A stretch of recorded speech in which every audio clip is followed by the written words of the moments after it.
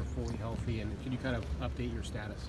I've been talking myself up pretty good to them, so I'm definitely ready to get out on the field, get on the bench tonight, and definitely leave no doubt, like I said before. When you were injured against TCU, did you know at the time just how serious that was? I did, yeah. Right when I went down with it, I felt it. I know what a serious injury is, and I knew my season was in jeopardy, and I had a doctor confirm that, so it was tough, but it had to be done. Nick, how long have you felt like yourself? Probably. I mean, I've been training at full speed for a couple months, but actually feeling like myself, not feeling soreness after, probably a few weeks. Yesterday, Dwayne said that you told him you were okay with him going number 1 overall. Is that your recollection of that conversation? I mean, I just want the best for him, and I mean, just seeing any Buckeye go high would be great. To have the two of you at the top, though, is pretty unique. I know you guys are close as well. Is it a little bit of a rivalry for you to see who goes number 1? Does it matter at all? No, definitely not a rivalry. I just want to do everything that I can here to let all the coaches know at every team that I'm ready to go, and I'll be a good NFL player. What's been the toughest part of your recovery? What are the biggest things that you had to overcome in terms of getting fully healthy for this event? The toughest part is just the beginning. It's such a unique injury in that it's literally the muscle you use to breathe, to cough, to go to the bathroom. It's literally it's your core muscle, so it's something different than I've dealt with before. It's really gradual, small steps, so it's kind of frustrating. But once you get through it, I mean, I'm feeling better than I've ever felt right now. So. How much have you talked to Joey to kind of get his take on what this process is like before you came here? I lived with him for the past few months, so we talk all the time. But he's just giving me motivation. Just tells me it's gonna be awesome. I'm gonna kill it, stuff like that. Nick, what was the actual injury and the surgery? What was It was a bilateral core muscle injury, is what Dr. Myers calls it. It's a groin, lower abdomen thing.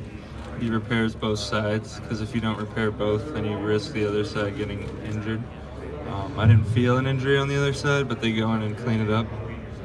They stitch it up, and that's what it is.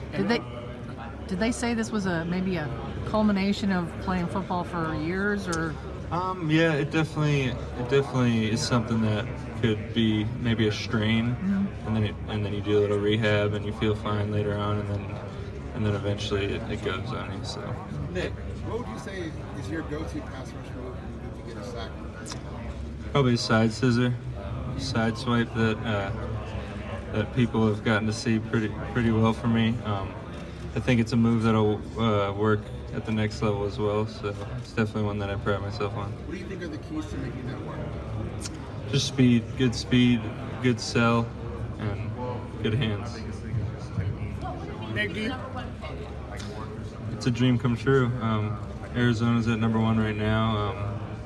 Coach Bill Davis from Ohio State is the linebacker coach over there, who is obviously at Ohio State with me.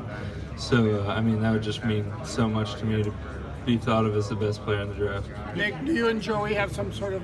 I'm meeting with Arizona tonight. Nick, do you and Joey have a little friendly wager or competition to see if you wind up getting drafted higher than he was? No wager. He talked to him. He wants the best for me. He wants me to go number 1. It's just crazy that both of us are in this position so soon after each other. Nick, you said you've been talking yourself up a little bit, but if you had to make the case that you should be the pick over, say, Kyler number 1, what would you say about Nick Bosa? I wouldn't say anything about Kyler. I would just say that I'm somebody who loves the game more than anybody.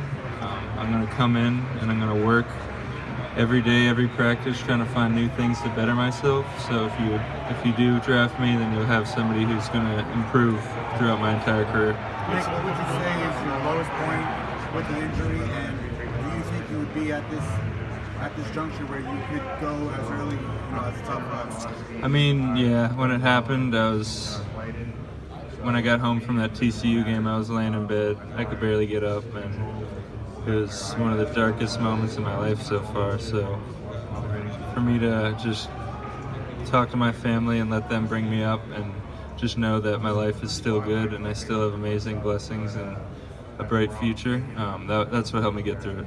What sort of conversations have you had with Josh Allen and Quentin Williams about being the first defender team? Yeah, they're all good kids. I never had met them before, but we've gotten to know each other throughout the process, so they're all really good dudes. We just all want to end up somewhere that we're happy, and that's it. There's been a lot of speculation about the effect that your injury had on Ohio State. If you hadn't been hurt, what do you think Ohio State would have done last year?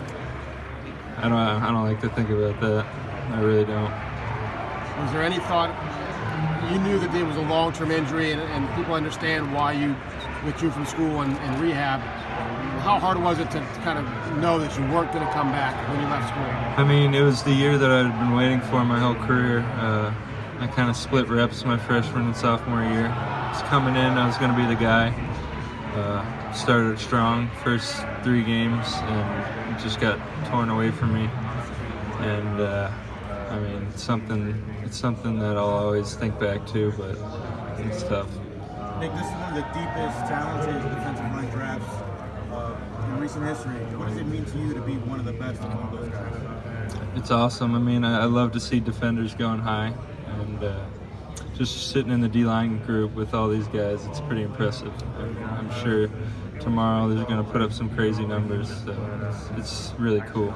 Nick, have you allowed yourself to think about the history you're about to make, not only with Joey, but also with your dad as father and 2 sons drafted in the first round? Yeah, I don't know if that's a record or something, but my uncle went 16th, my dad went 16th, my brother went 3rd, and hopefully I'm going pretty high as well. It's pretty awesome. Was being regarded as the best of the Bosas, was that ever a pressure? There's always pressure, but I've always tried to. I mean, I followed Joey at St. Thomas, I followed Joey at Ohio State, and now I'm following Joey into the league. So I'm kind of used to it by now. How proud are you of your brother's success in the NFL, especially how well he's dominated 3 years? But then on top of that, how much do you mirror your game off of him, and how has he helped you prepare? I mean, the success he's had, I think he had the quickest to 20 career sacks or something like that, which is pretty unbelievable when you look back at all the pass rushers that have played the game. I mean, we come from the same coach, Coach Larry Johnson at Ohio State, and he's given us a really good toolbox to work off of, and now it's just up to us to keep developing it.